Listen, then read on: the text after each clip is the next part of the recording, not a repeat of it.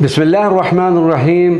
محدثین اندلس قسط نمبر 5، ابو محمد قاسم ابن اصبغ البیانی القرطبی۔ علاقہ بیانیہ سے تعلق تھا، لیکن قرطبہ میں سکونت اختیار کی۔ اپنے وقت کے متبحر و جید عالم تھے۔ اندلس کے علماء سے استفادے کے ساتھ ساتھ بلاد مشرق کے اہل علم سے بھی استفادہ کیا۔ سفر کے بعد اندلس تشریف لائے اور قرطبہ میں قیام فرمایا اور شائقین کی علمی تشنگی کو دور کرنے کے لیے مجالس علمی قائم کی۔ اہل قرطبہ آپ کی بہت عزت و تکریم کرتے تھے۔ اندلس کے محدثین میں قاسم ابن سبق کا شمار ان علماء میں ہوتا ہے جنہوں نے خدمت و اشاعت حدیث کو اپنا مقصود قرار دیا۔ حضرت قاسم ابن اسبق کا خصوصی میدان تو حدیث نبی صلی اللہ علیہ وسلم تھا، لیکن آپ بلاغت، نحو و صرف اور ادب کے بھی عمدہ شہسوار تھے۔ مختلف علوم و فنون اور بالخصوص علم حدیث سے متعلق مفید تعلیمات مرتب کی۔ قرطبہ کا یہ محدث عظیم 340 ہجری میں دائی اجل کو لبیک کہا گیا۔ ابو الحزم وہب بن مسرہ الحجاری القرطبی، آپ کا تعلق وادی حجارہ سے تھا، لیکن قرطبہ میں سکونت اختیار کی۔ آپ کا شمار مالکی مذہب پھیلانے والوں میں ہوتا ہے۔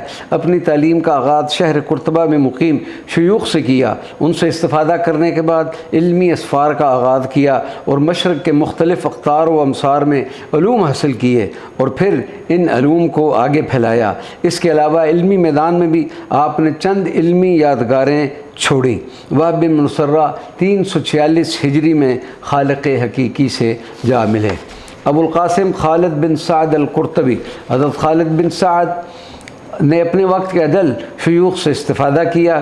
اہل علم کے نقش قدم پر چلتے ہوئے حصول علم کے لیے بھی بلاد مشرق کے سفر کیے۔ حضرت ابو القاسم اپنے وقت کے علماء میں علم حدیث میں اونچا مقام رکھتے تھے۔ آپ کے تذکرہ نگار لکھتے ہیں کہ آپ نے خلیفہ مستنصر باللہ کے لیے اندلسی روایت حدیث پر ایک کتاب رجال الاندلس بھی تالیف فرمائی تھی۔ حضرت خالد بن سعد نے 352 ہجری دائی اجل کی دعوت پر لبیک کہا۔ مسلمہ بن القاسم حاتم القرطبی، آپ ابو القاسم کی کنیت سے معروف ہوئے۔ قرطبہ کے ممتاز عالم تھے۔ پہلے اندلس میں سماع کیا، پھر طلب علم کے لیے بلاد مشرق گئے۔ مصر، عراق، حجاز، شام اور یمن وغیرہ کے اہل علم کی کثیر تعداد سے استفادہ کیا۔ واپسی پر مجالس درس و تدریس منعقد کی۔ ان تھکا دینے والی علمی سفروں میں جو موتی جمع کیے تھے ان کو اپنے تلامذہ میں منتقل کیا۔ آپ نے ماہ جمادی الاول 353 ہجری وصال فرمایا۔ ابو بکر محمد بن معاویہ المروانی القرطبی، آپ ابن الاحمر کے نام سے معروف تھے۔ شاہی خاندان سے تعلق تھا۔ حصول علم کے لیے بلاد مشرق کا سفر کیا اور اپنے وقت کے عدل علماء و مشائخ سے اکتساب فیض کیا۔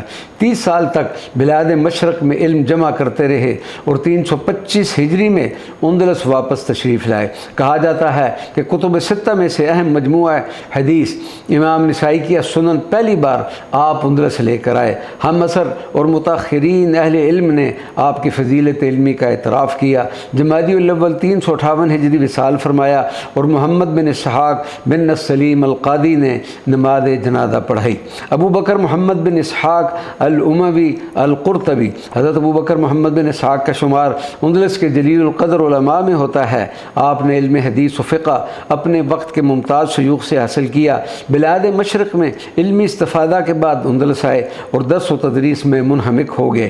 آپ کے تبحر علمی کا اعتراف اہل علم نے خوب کیا ہے۔ 356 ہجری میں قرطبہ کے قاضی القضات مقرر ہوئے۔ 358 ہجری قرطبہ کی جامع مسجد کے امامت کے بھی فرائض سر انجام دیے۔